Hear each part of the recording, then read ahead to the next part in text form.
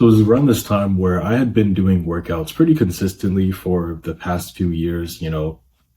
At my home, as soon as I woke up, I was doing some push-ups, had a pull-up bar. I was consistently doing push-ups, pull-ups, using these tiny dumbbells, and I was working out pretty consistently. And by that point, I had made a lot of muscle compared to where I was at the very beginning. But I encountered a plateau. Like even though I was working out, and even though at that time, like I was getting into the gym and, just doing a lot more workouts, I wasn't really building any muscle. Like I'd look in the mirror and I'd pretty much be the same that I was a couple of months ago, even like a few years ago. And I was like, I'm pushing really hard. I feel like I should be gaining strength. I feel like I should be gaining muscle, but I'm not. And it was the most frustrating thing because it's like, I felt like I should be like so much far ahead than where I was. The problem was I was only fixated on doing the workouts. I thought, okay, if you want to build muscle, like that's the only thing I had in my head. If you want to build muscle, the only thing you've got to do is, maybe get protein and then make sure you're, what's it called? You're going to the gym consistently. That's all I was thinking about. The thing that I didn't know is that, especially for my type of body, like being a naturally, like a very skinny guy, like having a high fast metabolism or whatever, I needed to go on a bulk. Pretty much a bulk is where you're eating at a calorie surplus.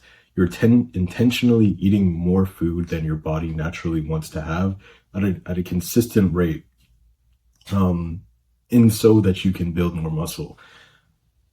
In the beginning phases, when you're like making those newbie gains, it's not going to matter as much. Like if you haven't been in the gym at all, you're a really skinny guy, literally if you just do some push-ups, some pull-ups, or like have these like tiny dumbbells and start lifting that consistently, you are going to make progress. But once you doing that for a certain amount of like time, just like me, you're going to plateau if you don't start working on your diet. Pretty much you need to be at a calorie surplus. What I tried to do at first was just, okay, I had the idea, okay, I just got to eat past the point that I feel full. I usually eat this amount, so I'm just going to eat like a little bit more. And that's like all I had in my head. But that doesn't work, especially because if you don't have the measurement, it's very, very hard to like get it right. You're very prone for your brain just like tricking you. So basically what I would be doing is I'd be eating past the point that I felt like satiated essentially, but it still wasn't enough and I couldn't do it consistently. Pretty much all I had to do was download this app called MyFitnessPal. And what you do is that everything that you eat, you just track it inside of this like thing. And it pretty much just like adds up and like does, okay, here are the amount of macros, here are the amount of calories or whatever. And just by having a good measurement of what I was eating on a day-to-day basis and like it was calculating the amount of calories, I was actually able to ensure that I was at a calorie surplus. It was only once I started doing that and also measuring things like my weight and really just my weight and my calorie intake, where I was actually able to make a lot more progress. I was actually able to gain weight, put weight on the scale, which I hadn't been able to do for a while. And, I was building more muscle.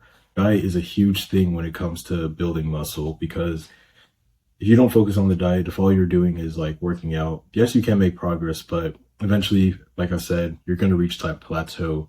You need to do something else to get to that next level. And this is something that happens in a lot of different areas of life, but fitness especially.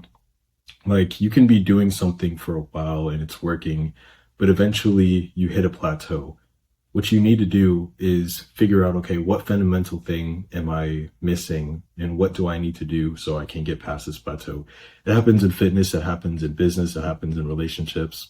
Like in business, for example, if you're going from zero to just making some money online, you're going to have to overcome some bottleneck, which is just like doing these simple things like getting your marketing message out there and just making a couple sales. Once you do that, eventually your problem becomes scale. And it's like, okay, well, how can I hire people to actually do these things for me so that I don't have to do it, so I have more free time, so I can work on the business rather than working in the business. It's the same thing for working out.